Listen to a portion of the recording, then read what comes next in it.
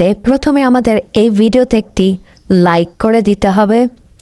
এরপরে পাশে থাকা সাবস্ক্রাইব বাটনটিতে ক্লিক করে আমাদের চ্যানেলটিকে সাবস্ক্রাইব করতে হবে। এরপরে নোটিফিকেশন বেল আইকনটিতে ক্লিক করে অল সিলেক্ট করতে হবে। এরপরে ছোট্ট একটি কমেন্টে গিয়ে কমেন্ট করতে হবে। কমেন্টে গিয়ে লিখবেন NICE nice BIDEO nice video লিখে জাস্ট এখানে কমেন্ট করে দেবেন। এরপরেই সেই ভিডিওগুলি দেখতে থাকুন।